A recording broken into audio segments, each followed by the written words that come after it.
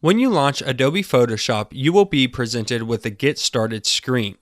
Here we can go ahead and start a new file by clicking on Create New, and you can also click Create New on the left-hand side. There's also an Open button that allows you to go ahead and open up an image or file already on your computer. Now currently we're showing recent files, and there are no files here now because this is a fresh copy of Photoshop.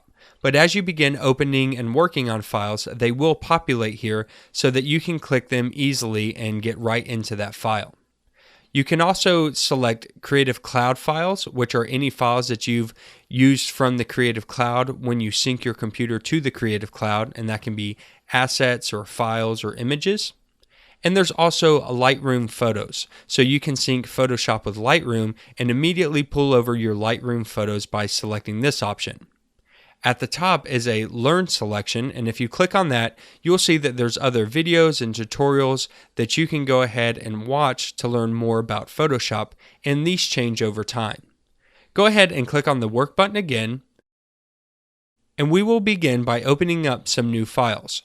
So you can click on the Open button on the left-hand side, or you can go to the menu bar at the top and click on File, and then go to New or Open.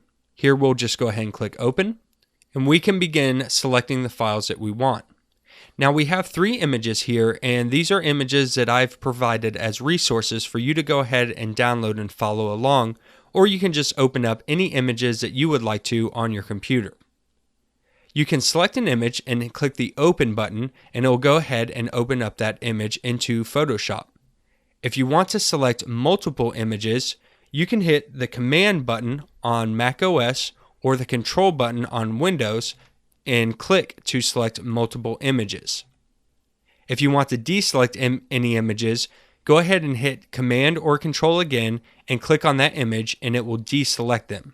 You can see that selected images are highlighted in blue and deselected images are not highlighted.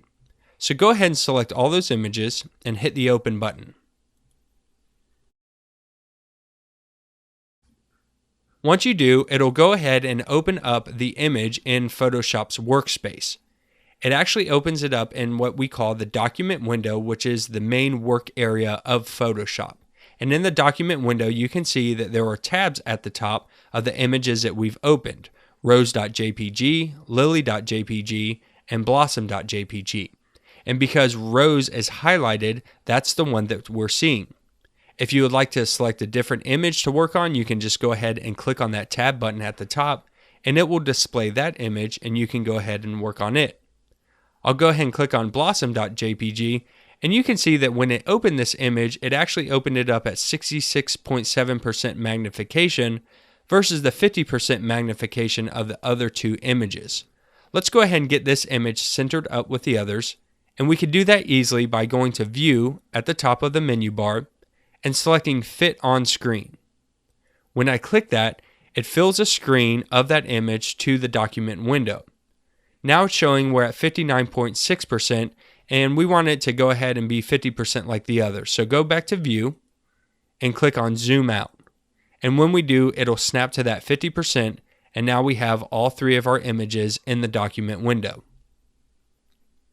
To create a new file in Photoshop, you can just go over to the File menu and click on New, or you can hit the shortcut key Control+N. And as you can see in these menus, they will show you the shortcut keys, and you'll want to memorize some of the more common ones that you'll be using, such as Control-N for New, Control-O for Open, or Control-W to close an image. Go ahead and select New, and this will bring up a new document window. This is for creating new files, and as you can see here, we have our recent, so any recent items that you've created will be listed here. We have saved presets, so you can actually save out presets and have them listed. And then we have presets for photo, print, art and illustration, web, mobile, and film and video. And I went ahead and clicked on the photo presets, and at the top we have blank document presets. So here we have some presets of blank documents, default Photoshop size of 7 by 5 at 300 ppi, landscape 2 by 3, landscape 4 by 6, and there's actually some more. If we click on View All Presets, we can see all the presets for the Photo tab. If I scroll down, you'll see that there are actually some templates, and templates make it really nice for you to go ahead and select one of these templates and start dropping in your images or graphics and not have to worry about recreating some of these designs. So I'm going to go back up and go ahead and just select the default Photoshop size, and on the right hand side you'll see the preset details. So you can rename this file if you'd like to. You can set the width and height and how it's measured in inches and pixels and centimeters and so on. You can change its orientation from portrait to landscape. You can make it an artboard if you'd like, which we'll talk about later on. And you can change the resolution, the color mode, and the background. Currently the background is just a white background. So go ahead and click Create, and that will create the new document with the white background. You'll also see at the top that it created a new tab and gave it the name that we had there, Untitled-1. Had you changed the name, it would actually change the name of the file here also. Once you begin working on your documents, you'll want to go ahead and save them.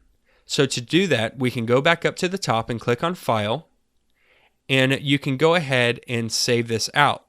Now currently this file has not been saved, so the save option is not highlighted. You can't click on it. You'll have to go to Save As first, and when you do that, you'll be able to save out this file.